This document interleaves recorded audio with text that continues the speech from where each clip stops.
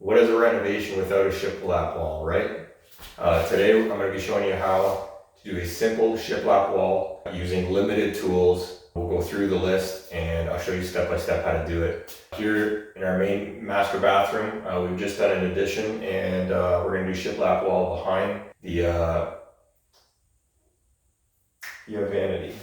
A shiplap wall as an accent wall is very simple in its design and can easily be done in a day on the weekend, depending on the scale. This is not a complicated process. The hardest part can be the angles, if you have any angles on the roof, or if you're working around some trim or something, that can be the hardest part. But otherwise, a few marking tools and a tape measure will go a long way.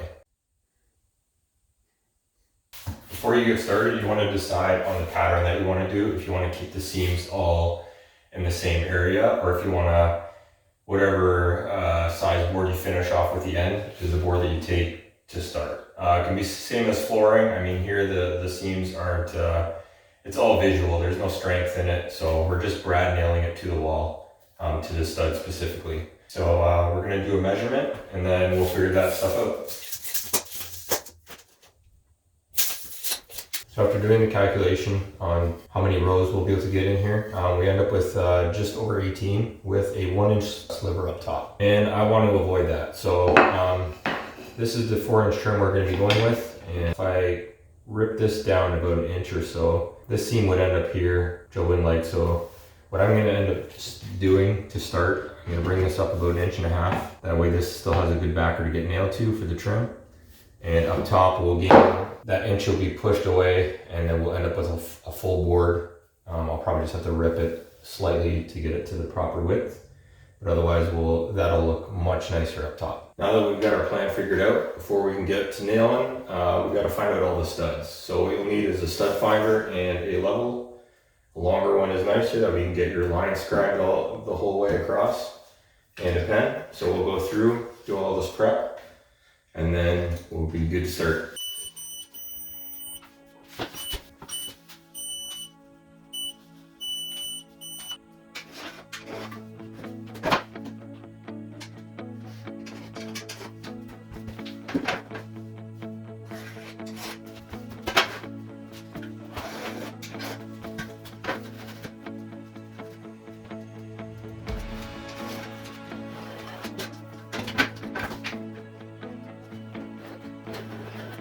So I got my spacer here to get started for my first row.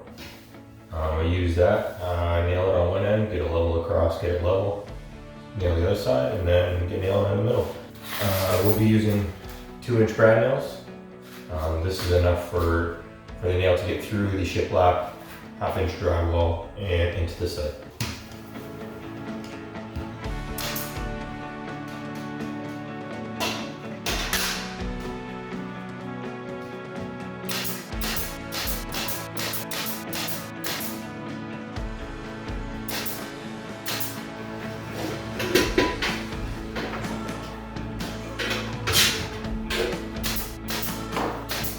So that's basically it. I think the hardest part is done, the prep, finding the studs, finding your pattern, calculating the height, and seeing how you're going to end up on both sides with the boards. That's the hardest, getting the first one down and plumb, and now it's following your pattern after. I'm going to be taking the offcuts and continuing on. As long as the seams aren't too close, I'm going to keep moving forward. That's about it. The next hardest thing is like going around the windows, but you just need to take your time, set up the boards, mark it on the spot, take the guesswork out of it, and a jigsaw or a hand saw or a circular saw, they really come in handy at this point.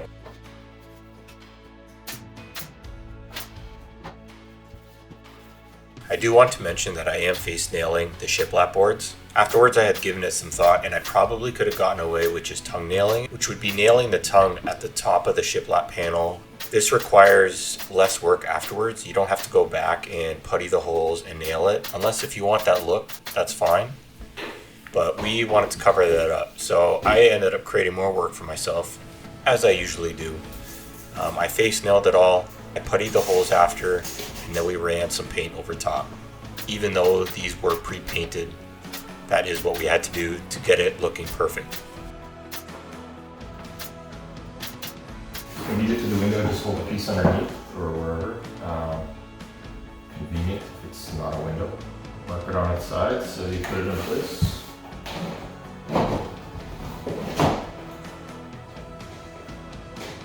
What I'll do is just put it to the side.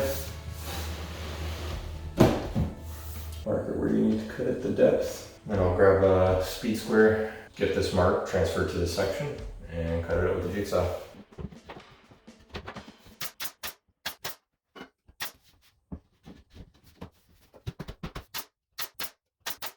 Yeah, so I have a few outlets here. It's no big deal. Take the cover off, take the screws out. Make sure you power down the breaker first. That's the first priority. I have the breaker switch off. It's on the same circuit as the lights in here, so don't have lights at the moment. There you go.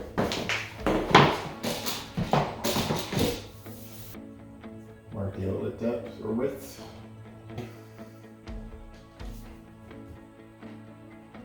I brought a piece of scrap here, just to make it simple.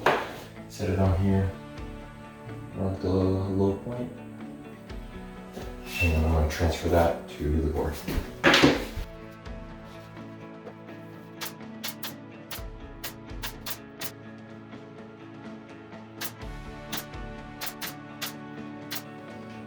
When reinstalling the receptacles, I did have to swap out for larger screws, as the original ones that came with the receptacle were just a hair too short, about 1/8 of an inch.